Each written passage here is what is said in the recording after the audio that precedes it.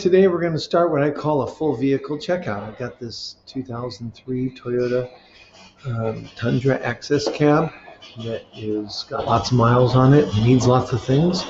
We're going to check the whole vehicle out. So we're going to start by identifying the vehicle. We're going to look at its condition, externally, internally, engine, everything. And you can see it was owned by a mattress company. And so we're going to start by looking at this tag here, and if I can get it to focus on there, you guys can see that there's the VIN number there, and the production date is a 9/02. So we've got the VIN number and we got the production date. We're going to reach down inside here under the dash right here, and we're going to grab the there it is right there. Going to grab the hood pop, and the hood does pop, and so it's a 9/02, so that's September of 2002. And here on the underhood sticker, what we call the catalyst sticker, once it focuses, come on dude, focus. It'll focus here in a moment, come on. There it goes. It says this vehicle conforms to 2000 model year, new LEV light duty, applicable to California. And it shows a 3.4 liter 5VZ FE engine. So let me put this down for a second and grab my clipboard, and we'll do a little writing here.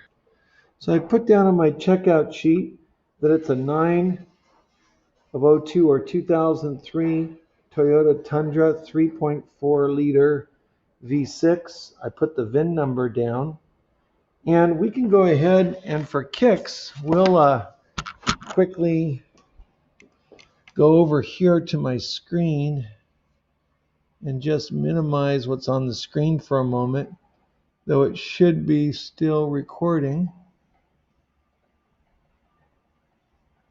Hope I'm right. Hope it's still going.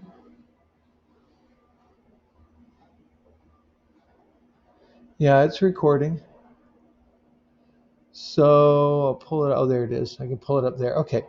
Now that I know how to do it, I don't want to lose it. So I'm going to go to ProLink, and I'm going to quickly just type in the VIN number. And the VIN is 5TBRN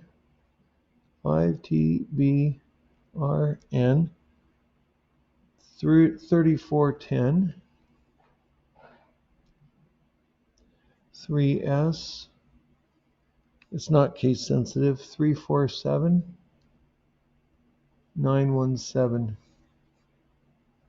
When I hit submit, should come up, and it says 2003 Toyota Tundra. Tells me it was assembled in Princeton, Indiana. 4-door extended cab.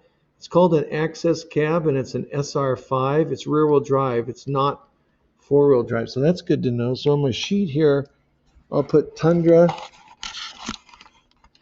access cab. I'll put two-wheel drive, and it is an SR5, which is a trim level. Okay, so let me go back to my screen so you guys could see all that. I've got the vehicle ID'd, and I can even go ahead and put down on there that it's a California emission vehicle. So I've got it pretty well ID'd, okay? All right, so what we'll do is first, let's do a walk around on this thing. And so on the front, you can see the front bumper has some scrapes, but if you look at it, it's pretty straight. It's not damaged heavily other than just little touch-up scrapes here. If I look at the hood, I'm just looking at the car objectively. Headlamps need to be polished, but the gap on the hood is a little tighter at the back than the front, but not much. And the gap here is really straight, so that's a good indicator this car has not been a front-end collision. The gap here all the way up on the door there and on the door here is pretty even. You can see the door is sitting proud down here, just a hair, which might mean a little bit of adjustment. But the gaps look pretty good on that side. Let's look at the other side. So by looking at the gaps, I can tell if the car's been hit. Very difficult for the gaps to be even. This one's a little wide here, but it's pretty even there. A little bit proud sitting here, again, like the other side. And let me get my cord loose.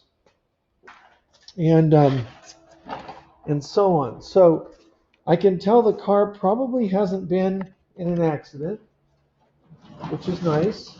And then let me pull this thing closer. Sorry, I'm just trying to get some more length on my camera.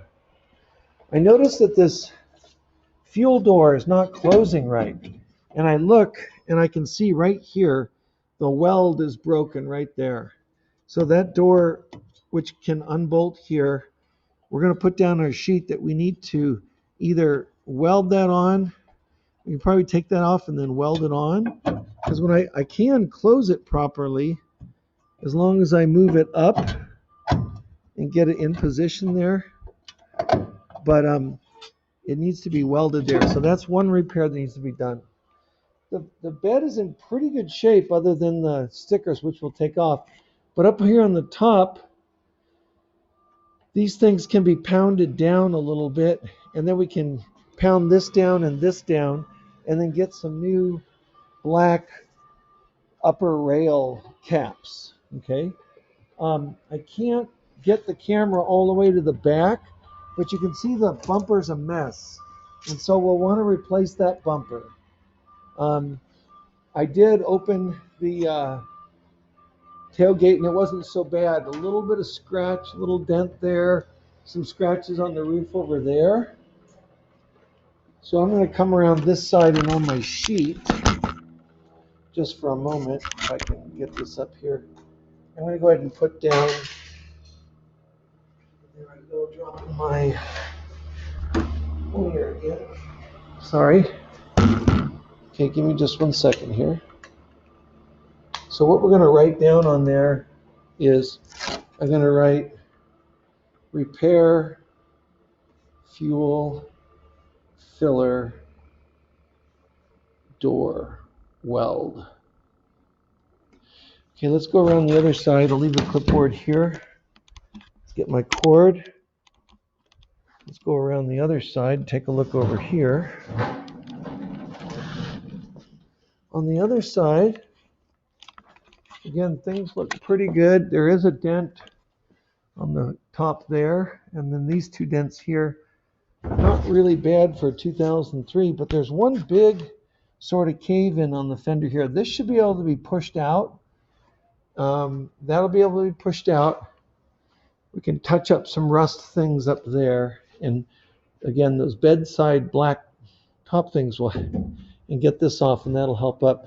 I think, or help out. I think once the stickers are off, the paint should be able to be rubbed out because it just looks oxidized to me. It doesn't look horrendous.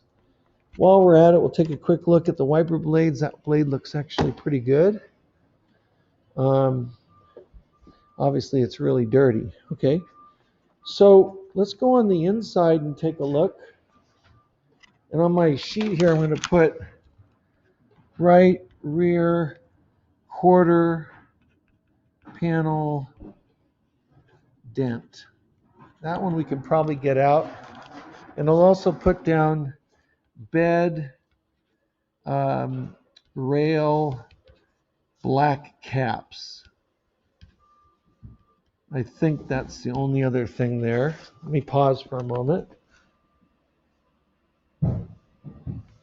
Okay, so I did write down on the list the rear chrome bumper, new rear chrome bumper. And I noticed it's got the factory steel wheels, which they look a lot better with the aluminum wheels, and I might have aluminum wheels for this. And this thing says that this is a 245 7016. So I'll look for, let's put down 245 7016 aluminum wheels. Well, they'll just actually need to be 16-inch. Let's go inside the truck and take a look. I noticed when I open it, there's a little bit of noise up here like this. These hinges definitely need to be lubed, and the hinges don't feel loose. When I look inside, it's really dirty. I mean, look at the carpet. It's just filthy. The seats are filthy. The console's filthy. A little bit of tear here, which is not really unusual. Let's look at the mileage on this thing. Look at that down there. It's so dirty. Just gross. So we're going to pull this interior out and pressure wash everything. Literally, we're going to take all the seats out. We're going to pull the carpet out. We're going to put it out on the ground and pressure wash it. Okay, so I turned the ignition on and everything lights up. And I notice it's got factory temp gauge, factory oil pressure gauge, factory voltmeter. Hopefully you can see this. Is it too dark to see? There it goes. Fuel gauge, voltmeter, temp gauge and oil pressure gauge, and a tach. So this is the SR5 package. Has, instead of just having warning lights, it has gauges. So that's kind of cool. I'll go ahead and start it. So we notice the brake light's on because I got the e-brake on. Doors open, but the check engine light's on. Something else, so we'll have to address the check engine light. The other thing I noticed is when you go to drive, the little drive shift indicator bulb is out. So there it is on neutral. It's out on reverse. It's there on second and there on low. It's out on drive because that's where it is most of the time. And so we'll have to pull the dash out, the cluster out, and change that bulb. It's not hard to do. So let me shut the car off and make some notes. On our list, which I should have in my hands, which says mill or check engine light on. So we need to diag that. The mill's on. The D shift bulb is out, so we got to replace that bulb. So those are the things that we learned on the panel right away. Some other things that I found out when I drove it here yesterday was just beyond all the cleaning, I ran the AC and it did blow cold, though I haven't measured the temperature. Let me shut the key off. But it was blowing cold. The radio does work. I noticed that this mirror, you can see it, it's loose. So we're going to tighten rear view mirror. Tighten rear view mirror. I did operate the door locks and they worked. I operated the power windows and they worked. I operated the power mirrors and they worked. Everything worked there. The reading lights worked. So one thing I noticed was over here on the right side of the dash, there was a rattle. There's something loose over there. So I'm going to put right dash rattle, because we're going to address all this stuff, and we're going to remove seats and carpet and pressure wash, and you'll be shocked at how clean it comes out, and I'll show you when I do this. Okay. I also noticed there's no mat here. There is a mat there, so we're going to put new set of mats. And a lot of times in a work truck, I like to get rubber mats, so they're more durable. You spill on them. These carpeted mats are nice, but as a work truck, it's not the best.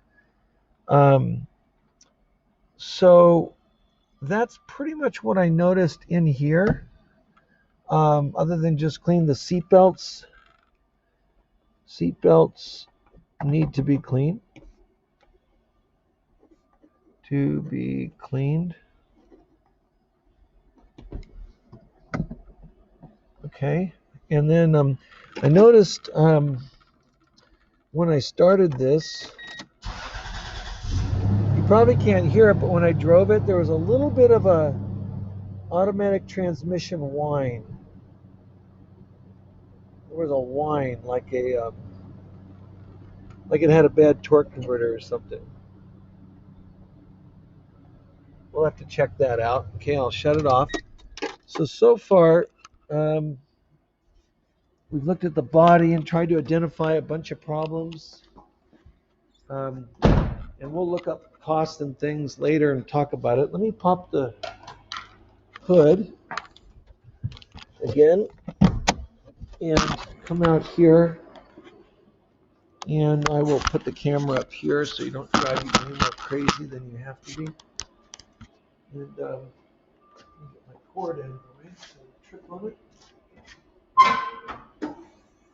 And just some things I noticed right away. This thing needs to be pressure washed. Look how dirty it is under the hood. Engine's really dirty. Just a quick visual. Lots of oil coming off that corner of the valve cover. That valve cover needs to be pressure washed, and the bolts probably need to be tightened, and maybe the valve cover gaskets need to be replaced. That valve cover is really dirty there. So this thing needs a serious pressure wash. Okay. So again, we need to put down polish headlamps. We need to lube the latch. So we'll lube the latch, the hood latch, when we do the door hinges. So I'll grab my sheet and I'm going to put down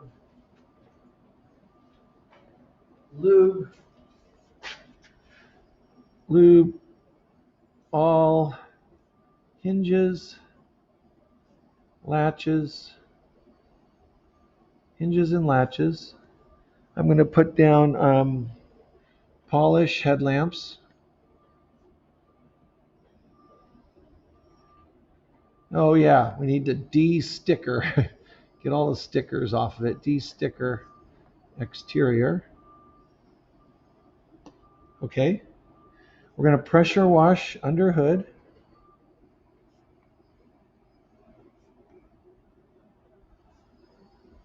And now what I want to do is start looking at fluids together. So I will put the camera here for a moment. And I'm going to start by just pulling up the oil dipstick. And when I look at the oil dipstick, I say, well, the oil is not terribly dirty and it's only a quarter of a quart low, but it needs an oil change. It's not terrible, but it does need an oil change. Okay, next, let's pull the automatic transmission dipstick back here. This is one of the last few years that they had dipsticks. And oh my word, look at the automatic transmission fluid. Wow. That's black like engine oil. There's no red color to it at all. So it needs an automatic transmission, not just filter change, but boy, it needs a whole flush. And that's probably why the transmission was making noise. It needs a flush. So I'm putting down oil change. I'm going to put needs oil change. Needs automatic tranny. Auto tranny fluid. Filter. Flush. Okay? You can't just change the automatic tranny fluid and filter because that only gets about 1/3 of the fluid out, and we need to flush this thing. This thing, I'm looking down inside here, and the automatic transmission's got lines going into the radiator, so we may want to add an automatic transmission cooler to this. We'll see. It's got a maintenance-free battery, so I can't. I can test the battery, but I can't top the water off. And the date code is not punched out, so I don't know how old the battery is, but we can do a test on the battery. Really quick look here. Let's see. We need windshield washer fluid. Here's the power steering fluid, and there's barely anything on the stick. And what is on the stick is, it's actually not that dirty, but we'll pull the automatic, they use automatic transmission fluid in Toyota power steering. So if I clean this off and you look on there, you probably can't read it. No, actually with the camera you almost can, yeah. It says use Dextron type ATF. It does say it. Okay, so coolant. Now we didn't get this engine hot, so I'm okay to open it. And I look down inside the radiator and I see nothing. Okay. I can't see anything in there. And I look in the coolant recovery tank and there's nothing. So what we're going to do is we're going to put down on our sheet, this is what I'm going to write down. I'm going to write down needs W/W fluid, FL, that's windshield washer fluid, power PS fluid, I'm going to put down change, flush cooling system,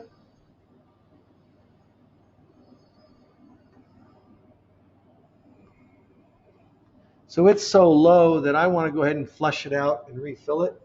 The brake fluid looks full. I can tell by the dark color, but it looks pretty dirty. Yeah, it's full, but it's pretty dirty. So we're going to suck the brake fluid out. Okay, change, flush brake fluid.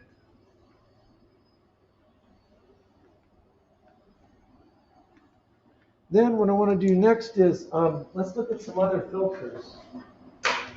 I think what we'll do is we'll pull the air filter off. Let's take a look at the air filter.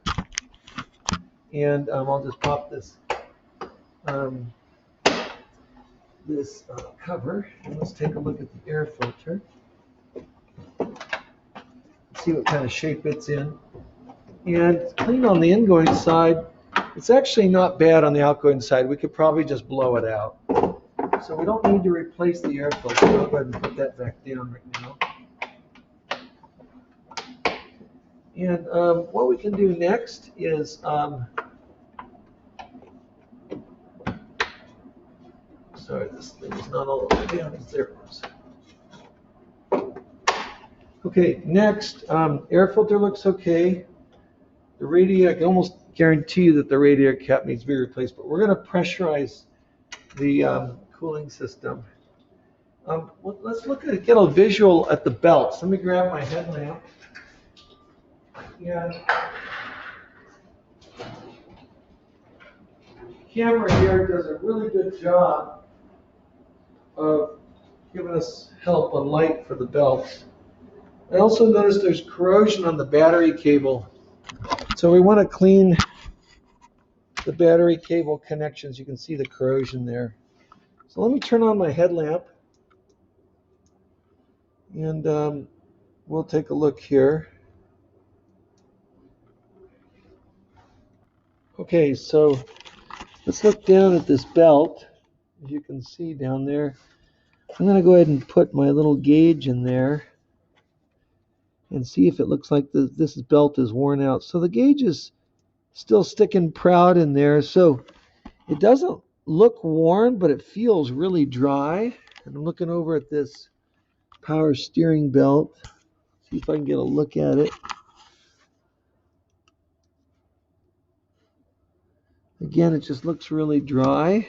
And so they don't necessarily look bad, but they do look dry. And the AC belt's way down there, so I'll have to look at that from under the car. I can see the skid plates in place down there. That's a good sign. So the only other thing I really would like to do is to remove a spark plug over here. And I think I'll pull this one because it's easy. So let me pause and get some tools and we'll check a spark plug out. So one of the reasons why I like to take a spark plug out is because it gives me kind of an indication on what kind of maintenance has been done to this thing. Because it's a little more involved to do the plugs on this thing. So I'm grabbing a spark plug boot and yanking it up with my needle nose. Let me put this fuse box cover back down, hopefully properly, so you guys can see what I'm doing. There it is. Okay, so you should be able to see me pulling this boot out. And there it comes. And what I'm looking for, one of the things I'm looking for is see if there's any oil on the boot, and there isn't. That would tell me that the valve stem valve cover weld tube seal in there was bad, and it doesn't seem to be, at least on this first one. So I'm going to go ahead and take my spark plug socket tool, and I need a little more extension. Let me grab another extension.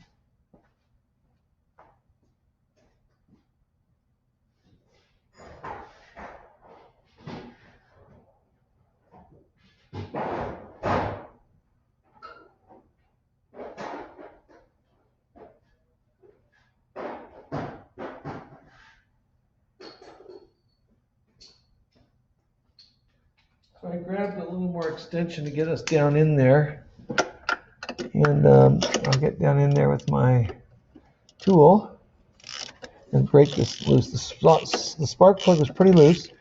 I'm going to call the shop that's worked on this truck, and apparently they should have records on timing belt and water pump and stuff like that, and hopefully they do. Okay, so as I'm coming out, this thing's getting stuck on this bracket.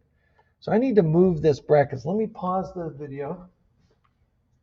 So I have loosened this bracket bolt, and I'm now taking it off right here, just so I can get to that plug better. And that was a good move to make sure I don't damage the plug coming out.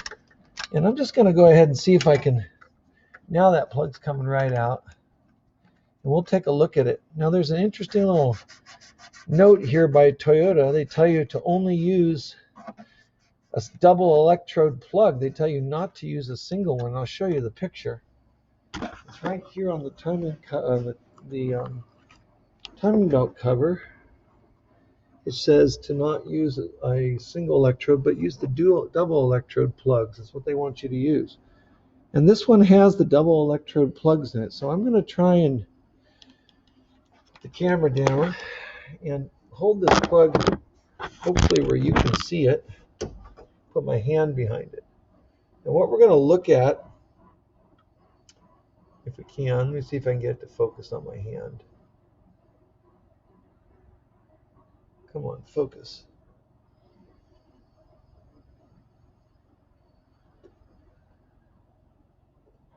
So sometimes I just have trouble getting this camera. Once in a while, it does not want to focus on something like this spark plug. What I want to show you, let me try it up here, is that this plug is very, very worn out. Okay, there, it's focusing on it, finally. What you can see is that the center electrode is almost like going to a point. It's supposed to be nice and round. So the plugs are really, really worn away. Let's see if it'll focus any better. The plugs are really, really worn away. It's just not focusing good. There it goes. So you can see that center electrode is going to kind of a tapered point almost a little bit. So the plugs are really, really worn. So we'll put that down on our sheet. All right, so a couple other things I was able to ascertain. I called the technician who's a former student of mine who has serviced this, and the previous owner said he thought he would have had records on timing belt and water pump, and there are no records. There is no sticker to tell us when the timing belt or water pump was done. I'm still looking around. And he purchased this at 100,000 miles, and it's got 240 on it. So it's hard to know what it would have, if it would have had a timing belt. So at this point, I kind of got to do one. The other thing I noticed is that the hoses are pretty corroded. And so one of the things I want to do, since the coolant's low, I think what I'll do is we'll look at the coolant, and we'll see. And I notice it's missing some bumper clips here, but we'll look at the coolant and we'll do a block test and make sure that we don't have a head gasket blown or a crack in a cylinder head. But it looks like what we're going to need to do is do timing belt, water pump, and do all the belts and hoses on the spark plugs and maybe valve cover gaskets, and really give this thing a solid going over. So that's what it looks like for now. Only other thing I want to do is look at the brakes, and then our checkout will be done. Let me pause here for a moment. Hey guys, in completing this vehicle checkout, demonstration that we've done. What I've done here is I've written down everything, and I'll try and put it like this, that we're going to do. And the one thing I did that I was going to show you and wasn't able to was the brake inspection. And down here on the bottom, it says the fronts are at 7 millimeters and the rears are fine. 7 millimeters is just on the edge of the green and yellow brake pad thickness scale. That means there's about 30% of the brakes left, so they're okay. The front brake pads are okay. The rear brakes are fine. And just in looking at that, there's a lot of stuff on there. And what I've decided is I'm probably going to do a timing belt and water pump and the belts and the hoses, because I can't find any records on whether or not the timing belt was ever changed. I did call one former student who's worked on the vehicle, and I have another shop that I'm going to call on. If I give them the vehicle license, they can usually pull up the service records. This vehicle was serviced some at Santa Maria Toyota. So hopefully there's a record, because at 242,000, it should have had a timing belt at 200,000, every 100,000 miles. I don't want to do one at 242. If it was done, it'll save me $200 or $300 and a bunch of time. So these are all the issues that I've got to address. One thing I did find that I think I showed you is where it says MIL on diagnosed P0420. That's a catalyst efficiency code. It has two brand new catalytic converters on it, so it should pass easily. I found that the ground, and I think I showed you this in the checkout, I found that the ground between the battery and the body was cut. And if that O2 sensor, that rear O2 sensor, grounds to the body, it may affect whether or not it's working right. So hopefully that's going to solve the problem. We'll find out. The one thing I am going to do before I take this for a test drive to try and reset the monitors and see if that P0420 is gone is I'm going to change oil and service the transmission. The transmission fluid is so dirty, I'm afraid to drive the car much as is. Okay, so that's about it. That's a thorough vehicle checkout, and hopefully that's pretty informative to you.